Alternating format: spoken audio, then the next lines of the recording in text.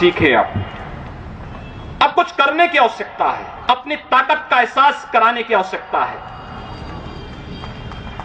कौन मौलाना हैदराबाद से बोलता है, कौन कहां से बोलता है, इसमें बहुत चिंता मत करिए, क्योंकि बकरे की अम्मा कब तक खैर मनाएगी आप देखते रहिए। बस बहुत दिन चलेगा नहीं ये। उन सबको मालूम है कि आने वाला समय और आने वाला दिशा क्या होने जा रही है। यह हिंदुत्व की सदी है और हिंदुत्व की सदी केवल भारत की नहीं दुनिया की सदी होगी। पूरी दुनिया के अंदर हिंदुत्व का झंडा एक बार पुनः मजबूती के साथ भगवा झंडा दुनिया के अंदर कोने कोने में लहराएगा। उसके अनुसार एक बार पुरुषार्थ किए जाने की आवश्यकता है। हिंदू कभी निराशावादी नहीं हो सकता है, कभी नहीं। दुनिया के अंदर तमाम संस्कृतियां मिट गई, तमाम परंपराएं मिट गई, सब कुछ नष्ट हो गया, कोई पूछने वाला नहीं, इतिहास में नाम शेष हो गए।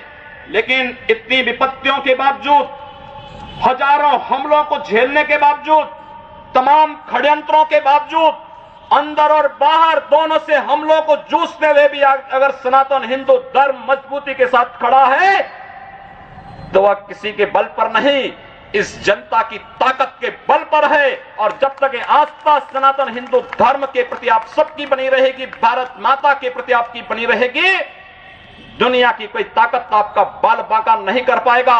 हमें किसी ओबामा से सर्टिफिकेट की आवश्यकता नहीं। हिंदुत्व पर जो प्रहार करेगा उसको महाप्रलय को स्वयं आमंत्रित कर लेगा, उस महाप्रलय की चपेट में स्वयं भी आएगा। इस बारे में किसी को कोई गलतफहमी नहीं होनी चाहिए। और इसलिए बंधुओं, आप सबका मैं आह्वान करूंगा। बहराइच में महाराज सुहेलदेव पासी के सामने लोग लड़ने के लिए आए थे, मात्र 2 लोग बचे थे, सब के सब मार डाले गए थे। और 1971 में 95,000 पाकिस्तानी कायरों को किस तरीके से मुर्गा बना करके नाक रगड़ने के लिए मजबूर कर दिया गया था भारत के बहादुर जवानों के द्वारा। और अगर इसके बाद भी आंखें नहीं खुलती हैं तो एक बार पुनः देख लें अपनी ताकत को। मैं तो यही कहूंगा, अंत में मुझे केवल यही कहना है कि बहुत महत्व मत दीजिए, ये हैदराबादियों को बहुत महत्व मत दीजिए, ये सब मौलानाओं को बहुत महत्व देने की आवश्यकता नहीं। दुनिया के अंदर जहां भी जाएंगे शक की निगाहों से देखे जाएंगे। भारत का संत दुनिया के अंदर कहीं भी जाता है सम्मान की निगाहों से देखा जाता है। पूरी दुनिया के अंदर जहां भी भारत की संत परंपरा जाती है। सिंगापुर में मैं गया, मैं देर में पहुंचा, जब एयरलाइंस में बैठने के लिए हुआ तो उसने मेरे कपड़े देखे और सबसे आगे की सीट में बैठे हुए लोग वो खड़े हो गए, वो मुझे बुलाने लगे कि आप आगे। मैंने कहा नहीं, मेरी सीट पीछे। कहा नहीं आप आगे बैठिए। वहां की थाईलैंड में गए, वहां की बस में आगे की 2 सीट तो केवल संतों के लिए है, यानी मुफ्त में यात्रा करिए, जितनी यात्रा कर सकते हैं। दुनिया के अंदर कहीं भी आप जाएंगे भारत की संत परंपरा का सम्मान है और भारतीय नागरिकों का सम्मान है। यह भारतीयता की देन है। ओबामा जी, इसके लिए किसी से हम लोगों को सर्टिफिकेट लेने की आवश्यकता नहीं। हमारा प्रमाण हमारी विरासत है, हमें जो कुछ भी मिला है वह दुनिया के सामने है। लेकिन याद रखना, अगर कोई हिंदुत्व को छेड़ेगा तो वह मानवता की बर्बादी का संदेश होगा और कुछ नहीं होगा।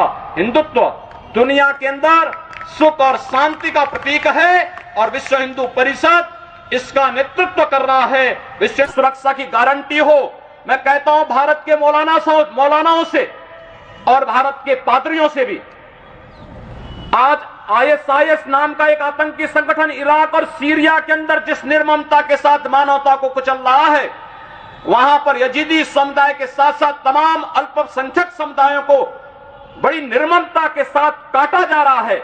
और यही नहीं, शिया मुसलमानों को भी मारा जा रहा है, उसी बर्बरता के साथ काटा जा रहा है।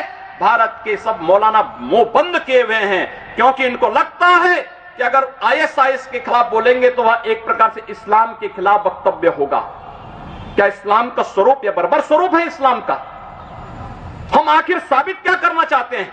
जब पाकिस्तान के अंदर वहां पर धर्मांतरण की गतिविधियों में लिप्त पादरियों की निर्मम हत्या होती है तो ओबामा कुछ नहीं बोलते, तब ब्रिटेन कुछ नहीं बोलता, तब ऑस्ट्रेलिया कुछ नहीं बोलता, तब दुनिया के अंदर वेटिकन सिटी से कोई आवाज नहीं निकलती है। मैं एक दिन पढ़ रहा था मक्का के बारे में, सऊदी अरब के उस पवित्र शहर के बारे में। कहा जाता है कि मक्का में कोई गैर इस्लामिक नहीं जा सकता, कोई गैर मुसलमान वहां नहीं जा सकता। वेटिकन सिटी के बारे में पढ़ रहा था, वहां गैर ईसाई नहीं जा सकता। लेकिन काशी हिंदुओं की सांस्कृतिक राजधानी है, धार्मिक नगरी है, काशी के अंदर सब लोग आ सकते हैं। अब उदार कौन है?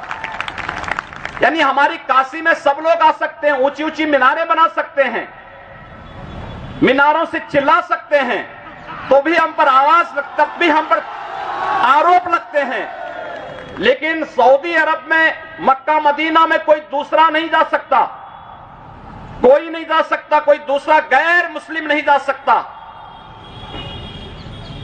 वेटिकन सिटी में कोई गैर ईसाई नहीं जा सकता, लेकिन उन पर कोई आरोप नहीं लगता है, आरोप हम पर लगता है। आप उन सच्चाइयों को देखिए। अगर वेद किण्वन्तो विश्वारे